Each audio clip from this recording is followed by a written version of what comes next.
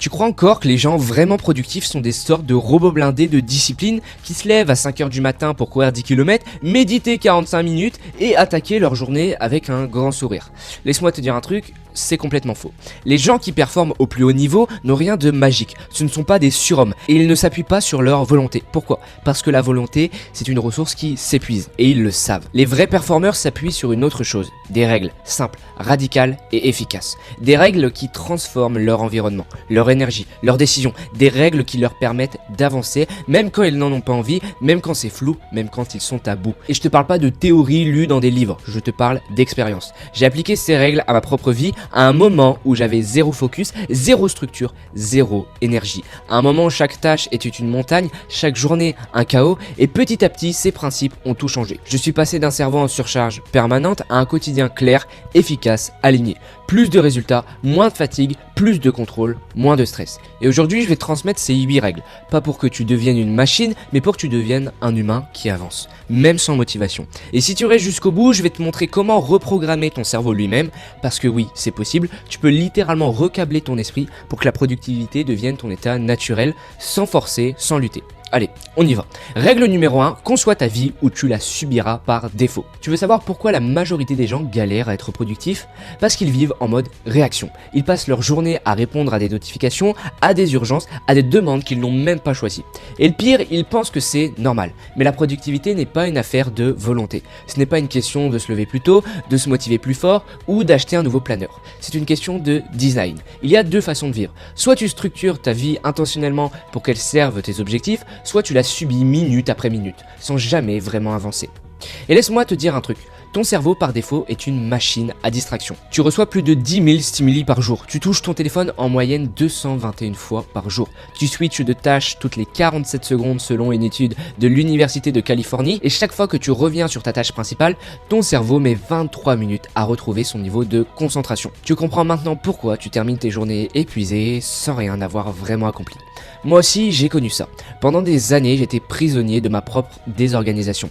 Je passais mes journées à courir dans tous les sens, j'avais beau bosser, ça n'avançait pas. Et surtout, j'étais épuisé mentalement. Pas par la charge de travail, mais par le fait de vivre dans le flou permanent. Un jour, j'ai compris.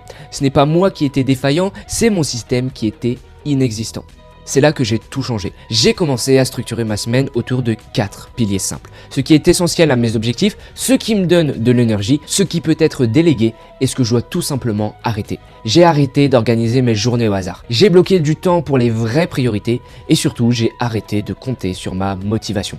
Parce que quand ton environnement est bien conçu, tu n'as plus besoin d'être motivé. C'est pour ça que les top performeurs planifient tout. Leur deep work le matin quand leur énergie est au max, leur réunion l'après-midi quand ils sont plus sociaux, leur tâches secondaires en fin de journée quand leur attention baisse. Ils ne laissent rien au hasard parce qu'ils savent que le hasard est l'ennemi de la productivité. Et tu veux savoir ce que ça change? Tout. Dès que tu reprends le contrôle de ta semaine, tu reprends le contrôle de ta vie. Tu fais moins mais mieux, tu avances plus en forçant moins et tu retrouves une chose qu'on a tous perdue, la clarté. Règle numéro 2, bâtis des habitudes qui t'envoient en état de flow. Tu sais ce moment où tu travailles à fond, sans voir le temps passer, où tout devient fluide, presque instinctif. Ce moment où tu es dans ta bulle, ultra focus et où tu accomplis en 2 heures ce que tu aurais mis 2 jours à faire normalement. Ce moment-là, on l'appelle l'état de flow. Et non, ce n'est pas réservé aux artistes ou aux génies. C'est un état neurologique accessible à tout le monde à condition de savoir comment l'activer. La plupart des gens pensent que le flow est un accident, un bonjour, un coup de chance. Mais la vérité, c'est qu'il est entièrement déclenchable. Et ça passe par une chose, tes habitudes. Une étude menée par Harvard a montré que 40 à 45% de nos actions quotidiennes sont dictées par nos habitudes. En clair, si tu n'as pas de rituel solide, c'est ton mental le plus faible qui prend le contrôle. Moi, j'ai appris à construire mes journées autour de rituels déclencheurs. Avant chaque session de création, je mets la même playlist. J'ai une chaise précise chez moi dédiée à la visualisation.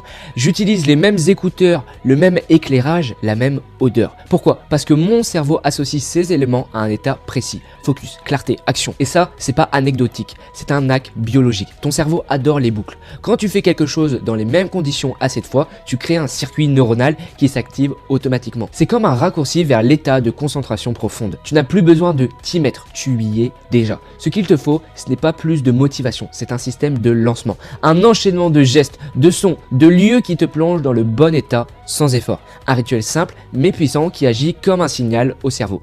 ok, c'est l'heure d'être excellent. Et tu peux faire ça dans tous les domaines. Avant d'écrire, avant de tourner, avant de prendre une décision, avant une réunion importante. Tu veux performer sans avoir à te forcer? Commence par poser des habitudes qui réduisent la friction à zéro. Des habitudes qui te guident vers le flow, même quand t'as pas envie. Règle numéro 3, crée des systèmes ou reste esclave de ta to-do list. Tu veux une vérité brutale? Si tu refais les mêmes tâches encore et encore sans système, tu gaspilles ta vie. Tu crois peut-être que c'est normal d'oublier des trucs, de toujours repartir de zéro, de galérer à organiser ton bordel. Mais les gens les plus productifs que je connaisse, ceux qui abattent 10 fois plus de taf en 3 fois moins de temps, ne sont pas plus intelligents. Ils sont juste systématiques. Un système, c'est pas un truc compliqué. C'est juste une méthode claire, répétable, optimisée. Un truc qui te permet de ne plus jamais réfléchir à comment faire, mais uniquement à quand faire. Je vais donner un exemple. Pendant des années, chaque fois que je partais en voyage, j'oubliais quelque chose. Un chargeur, une brosse à dents, un t-shirt important. Et à chaque fois, je me disais merde encore. Jusqu'au jour où j'ai fait ce que n'importe quel pro aurait fait depuis longtemps. J'ai créé une checklist. Simple, claire, accessible depuis mon tel. Et maintenant, je ne réfléchis plus. Je coche, je plie ma valise en 10 minutes et je n'oublie jamais rien. Tu crois que c'est un détail? C'est une révolution. Parce que ce que tu fais pour une valise, tu peux le faire pour ton process de création de contenu, tes relations clients, tes routines du matin, tes briefings d'équipe, ton organisation hebdo. Et ça change tout. Une checklist égale zéro oubli, zéro charge mentale, zéro temps perdu. Tu rentres dans l'action directe, pas de friction, pas de flemme, pas d'erreur. Et c'est pas qu'une histoire de confort, c'est une arme de productivité massive. Selon une étude de l'université Johns Hopkins, l'utilisation de checklists dans le domaine médical a réduit de 47% le taux de complications post-opératoires. Pourquoi? Parce que même les meilleurs chirurgiens peuvent oublier une étape. Le système, lui, n'oublie jamais. Alors pourquoi toi tu fonctionnerais sans? Mon conseil, à chaque fois que tu fais une tâche, plus de 2 fois, documente-la. Détaille les étapes, note les points clés et transforme-la en un mini-système. Parce qu'un truc que tu peux systématiser, tu peux le déléguer, améliorer, automatiser. Et c'est là que tu passes du rôle d'exécutant à celui d'architecte de ton efficacité. Et si tu vas apprendre à créer ce genre de système dans ta vie pour te libérer du temps, réduire la friction et passer à l'action en mode pilote automatique, clique sur le premier lien dans la description de cette vidéo pour accéder à ma masterclass 100% gratuite réservée exclusivement aux membres de ma newsletter. Je vais te montrer comment reprogrammer ton cerveau pour qu'il pense en système et ne soit plus en mode survie. Règle numéro 4, ne te répète jamais. Jamais. Tu veux savoir ce qui sépare ceux qui avancent doucement de ceux qui scalent leur vie comme une machine bien huilée.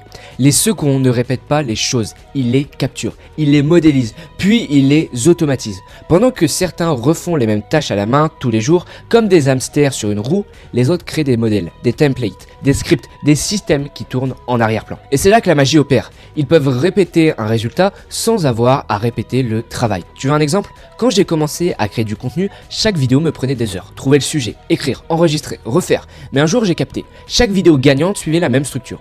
Alors j'ai arrêté de tout recommencer. J'ai créé un pochoir, un script type, un cadre. Et depuis, chaque nouvelle vidéo me prend 3 fois moins de temps et performe 2 fois mieux. C'est ce qu'on appelle le pouvoir de l'itération codifiée. Et tu peux faire ça partout. Ton onboarding client, tes réponses aux DM, tes présentations, tes mails fréquents, même tes routines personnelles. Pose-toi cette question. Est-ce que je suis en train de créer un actif ou de répéter un effort? Parce que les pauvres échangent leur temps contre des tâches, les riches échangent leur temps contre des systèmes. Et si tu crois que c'est réservé aux grosses boîtes ou aux mecs surdoués, détrompe-toi. T'as pas besoin d'être ingénieur chez Tesla, t'as juste besoin d'un peu de clarté et d'une volonté d'arrêter de t'épuiser pour rien. Crée des pochoirs, fais des modèles et dès que tu sens que tu fais 2 fois le même truc, appuie sur pause et demande-toi: comment est-ce que je peux faire en sorte de ne plus jamais avoir à refaire ça moi-même? Parce que répéter, c'est gaspiller. Construire des actifs, c'est libérer ton esprit pour les vrais sujets. Règle numéro 5, annonce ton objectif ou prépare-toi à l'abandonner. Tu sais pourquoi la plupart des gens n'atteignent jamais leur objectif? Pas parce qu'ils ne sont pas capables, pas parce qu'ils manquent de talent, mais parce qu'ils les gardent secrets. Ils veulent changer leur corps. Ils n'en parlent à personne. Ils veulent lancer un business. Ils le notent dans un carnet, bloquent ça dans un tiroir et prient pour s'y mettre un jour. Et comme personne n'est au courant, personne ne les pousse, personne ne remarque s'ils échouent. Ils ne prennent aucun risque psychologique. Et donc, ils n'ont aucune vraie pression pour réussir. Mais écoute bien ça. Le simple fait d'annoncer ton objectif à voix haute peut multiplier tes chances de réussite par 3. C'est prouvé. Une étude de l'université dominicaine de California a montré que les gens qui formulent leur objectif clairement et le partagent avec quelqu'un ont 76% plus de chances de le réaliser. Pourquoi? Parce que l'engagement public déclenche un mécanisme brutal mais génial. La peur du regard des autres, la pression positive, l'obligation morale de tenir parole. Moi, je l'ai vécu à un niveau hardcore. Quand j'ai voulu transformer mon corps, j'ai annoncé mon défi publiquement. je l'ai filmé, j'ai fixé une date, j'ai dit à mon équipe, à mes amis, dans 90 jours, j'ai les abdos visibles. Sinon, je monte sur scène dans une compétition de fitness comme je suis. Rien que d'y penser, j'avais honte. Et c'est précisément cette honte potentielle qui m'a poussé à ne pas lâcher. Pas une seule fois. Tu vois le pouvoir, alors fais-le. Choisis un objectif clair, fixe une date et dis-le autour de toi, à un pote, à ta communauté, à ton équipe. Et si tu vas aller à fond, poste-le, noir sur blanc, sur tes réseaux, avec un enjeu en cas d'échec. Tu vas voir, ça va te changer. Et si tu as peur de faire ça, c'est justement que tu dois le faire. Parce que cette peur est le signal que l'objectif est réel. Règle numéro 6, réduis tes délais ou tu passeras ta vie à procrastiner. La plupart des gens vivent dans une illusion. Ils pensent qu'ils ont le temps. Ils se disent, je le ferai la semaine prochaine. J'ai encore le mois, je vais m'y mettre quand ce sera le bon moment. Mais le bon moment n'existe pas. Et plus tu repousses, plus ton objectif se dilue dans un brouillard mental qui tue ta motivation. Et ton cerveau, dès qu'il sent qu'il a le temps, il l'utilise pour remplir l'espace avec du bruit. C'est ce qu'on appelle la loi de Parkinson. Le travail s'étale toujours jusqu'à occuper tout le temps disponible pour son achèvement. Tu donnes 2 semaines à ton cerveau, il prendra 2 semaines. Tu lui donnes 3 jours, il accélère, il simplifie, il priorise et il te sort une version qui tient la route. Pas parfaite, mais faite, et donc améliorable. Tu veux un exemple concret? Chaque fois que je lance un nouveau projet, je le vends avant même qu'il existe. Oui, tu as bien lu. Je lance une page, j'annonce une date, je vends les accès. Et là, boum, le feu est là. Je n'ai plus le choix, j'ai une deadline, des gens qui attendent de la pression positive. Et c'est dans ce feu-là que je donne le meilleur de moi. C'est pareil pour tout. Tu veux écrire un livre? Fixe la date de publication avant même d'avoir le titre. Tu veux sortir un nouveau produit? Annonce le lancement publiquement avec un compte à rebours. Tu veux perdre du poids? Planifie une séance photo ou une compétition. Parce que si tu n'as aucune force extérieure qui te pousse, ton cerveau va toujours choisir la voie du moindre effort. Et le pire, c'est que tu penses que tu fais mieux en prenant ton temps. Mais non, tu fais plus lent, tu fais plus compliqué. Et souvent, tu ne fais rien. Alors, raccourcis tes délais. Donne-toi moins de temps, pas plus. Tu seras plus créatif, plus focus, plus vivant. Règle numéro 7, coupe toutes les distractions ou elles te couperont les jambes. Tu veux entendre une vérité que personne ne t'a dite ? Tu ne manques pas de temps, tu manques de silence. Le vrai problème aujourd'hui, c'est pas ton emploi du temps, c'est ton espace mental. Tu passes tes journées à jongler entre des milliers de micro-stimulus, notifications, messages, pop-up, sons, vibrations. Ton cerveau est littéralement bombardé. Tu crois que t'es occupé? Non, t'es interrompu. Et chaque interruption coûte cher, très cher. Une étude de l'Université de Californie a prouvé que ton cerveau met en moyenne 23 minutes à retrouver son niveau de concentration après une distraction. 23 minutes pour un seul ding. Fais le calcul, t'as 10 interruptions par jour, tu perds presque 4 à 5 heures de productivité pure. Et tu te demandes encore pourquoi t'as l'impression de bosser toute la journée sans rien avancer? Moi aussi, j'ai été comme ça. J'étais accro à mes notifs. Je me disais, c'est important, je dois être réactif. La vérité, je me sabotais jusqu'au jour où j'ai tout coupé. Plus de notifications, plus de sonneries, plus de fenêtres ouvertes à l'infini. Et là, j'ai redécouvert un truc précieux. Le silence, le vrai focus, le travail profond, celui où tu avances sans voir le temps passer, celui où tu produis 10 fois plus avec 10 fois moins de fatigue mentale. Je vais être clair avec toi. Si tu veux un vrai game changer immédiat dans ta productivité, désactive toutes les notifications. Aujourd'hui, maintenant, et va plus loin. Regroupe tes messages en un seul moment de ta journée. Active le mode ne pas déranger pendant tes blocs de travail. Utilise une seule app à la fois. Ferme les onglets, tous. Mets ton téléphone dans une autre pièce quand tu bosses. Tu penses que c'est extrême? Non. Ce qui est extrême, c'est de passer 40 ans à bosser sans jamais atteindre ton potentiel à cause de putain de notifications. Avant que je te dévoile la 8e et dernière règle, si tu veux apprendre à reprogrammer ton cerveau pour qu'il devienne imperméable aux distractions et naturellement attiré par le focus, clique sur le premier lien en description, je t'enseigne dans une masterclass 100% gratuite les outils, les routines et les ancrages mentaux pour reprendre le contrôle de ton attention une bonne fois pour toutes. Règle numéro 8, connecte-toi à ton but, sinon tu vas t'effondrer. Tu veux connaître le plus gros piège de la productivité moderne? Faire.